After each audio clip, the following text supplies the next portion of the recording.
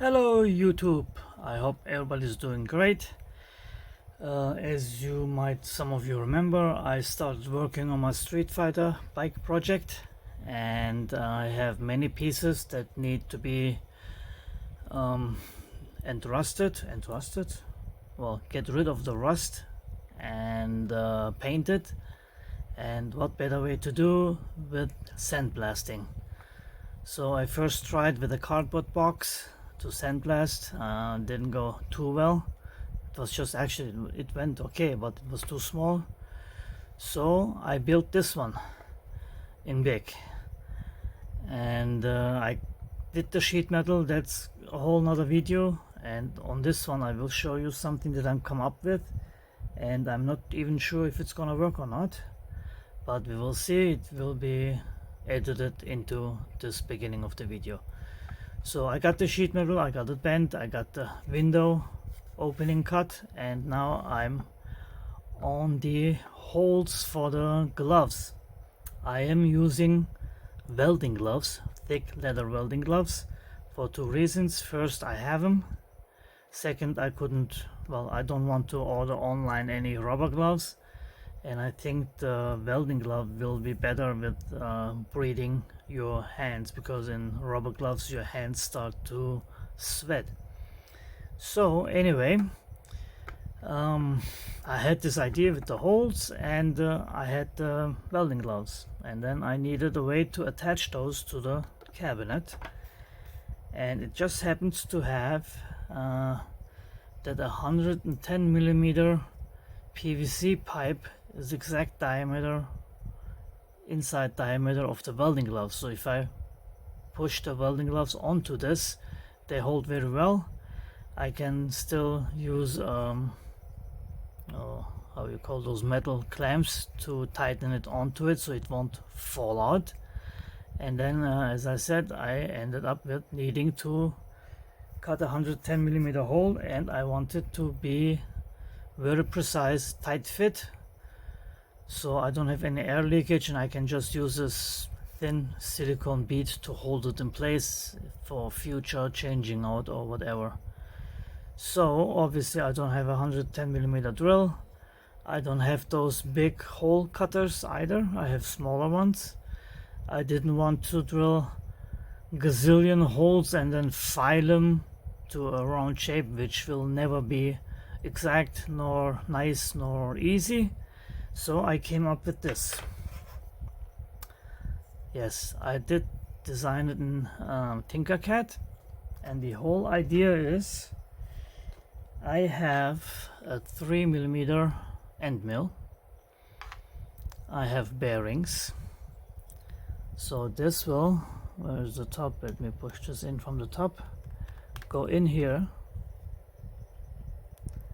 and then I will use this piece of wood, drill a hole in the center, 6 millimeter hole, will drill a hole in the center of the opening, and then use a screw to tighten that down. Let me put this in. There's a washer here, so this will go from the top all the way down, because I need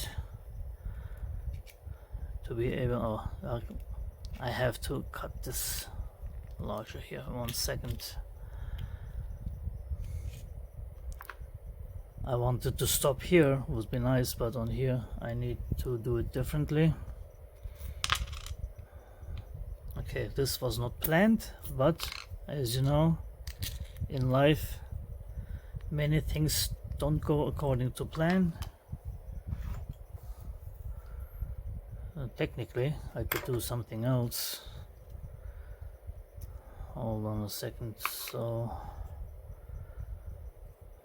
actually, let me do it this way.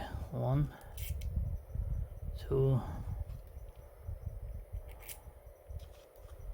put this over here, put this over there, put the 3. This will be a very thin spacer for the bottom of the bearing.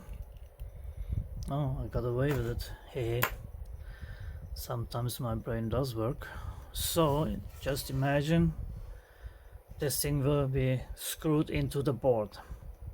So this is not going anywhere.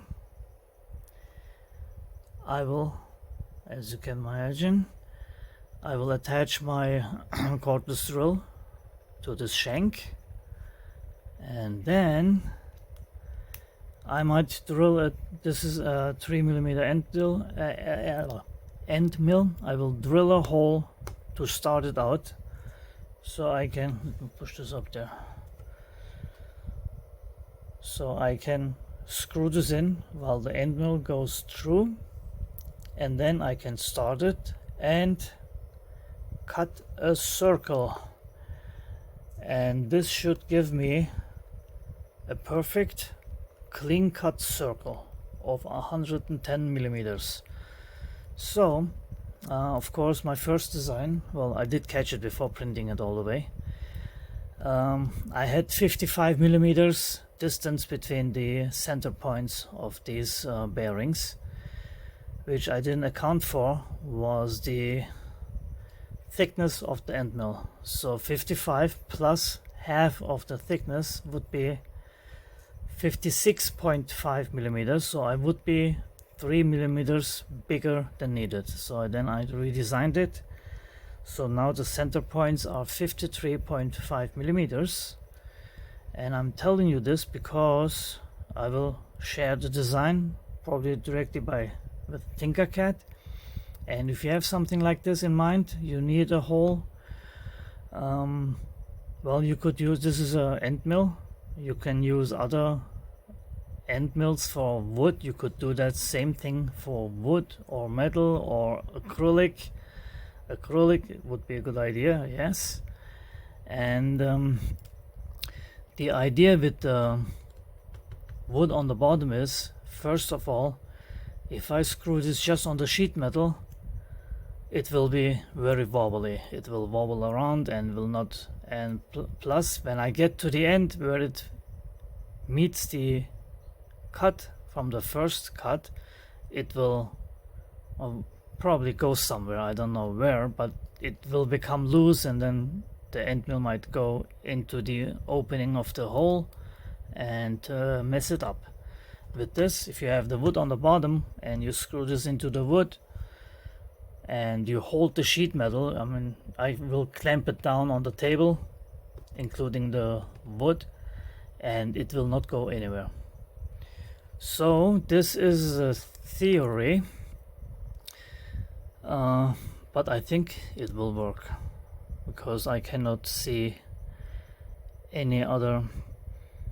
What you need to do is, obviously this will turn counterclockwise, clockwise, the end mill, and you need to cut counterclockwise. So that's one thing. And I use, of course, bearings, so I have no play whatsoever between the 2 points, and they are supported. If I would just drill a hole, have a hole in the plastic or whatever material you use, you could make several of these actually for different diameter holes, which I might make, I don't know, when I need it, since I have the original. And you can make even odd dimensions of holes. So whatever it is, if it's not a standard hole, you can make it, and then you can have a very tight fit. But remember, do deduct the diameter, half the radius of the drill bit from the distance to distance hole, otherwise you will be over. So this is so far. Now I will go out, put this to the test, and show you how it's going.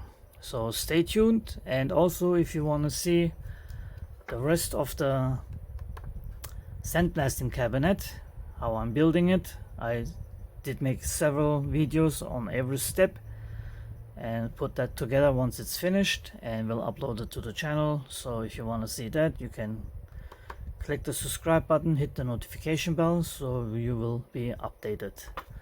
So now out to the jungle. Okay, now I'm outside, and this part will probably show in both videos how I made the drilling jig and how I cut the holes for the pipes that I will use with my welding gloves. They fit perfectly over this, as I mentioned. And so this is the drill for the center hole, and I did print, yes, I did drill a starting hole as well for the milling bit, because these are, well, I don't want it to wander off when I try to drill it through that. And I also have did a test piece. Where is it? Put it somewhere. Yeah, there you go. Try this. So it works. How well, we will see when the whole hole is cut. But I mean, I just wanted to have it as tight as possible, so I can just put a bit of silicone around there. Obviously this will be inserted, and I will have to adjust how deep I want this sleeve. And anyway, that's the front upside down. Let me get the first hole done, and then I'll show you what I have. Okay, it wasn't so bad. I did go for undersize, and I will file it out because the actual nice edge is on here. Well, the nicer edge, and not so nice edge is on the outside. So the wood base worked perfect because it stays put, even though if you cut it through, the wood base is not going anywhere, and this thing is not flying across the table. So that is definitely got a little warm. Obviously I did stop, but the result speaks for itself. Almost perfect circle. Obviously there is some small play, and I would not use this tip for anything other than cutting sheet metal. One could make a jig and cut like squares as well. So anyway, this is it. I got all the major holes. I have to obviously size them up so they fit the tubes, and then I can start screwing it together by, I was going, how do you call that? Well, I'm gonna use screws so I can take it apart and store it like in a smaller package, instead of having this whole thing together all the time. Anyway, stay tuned.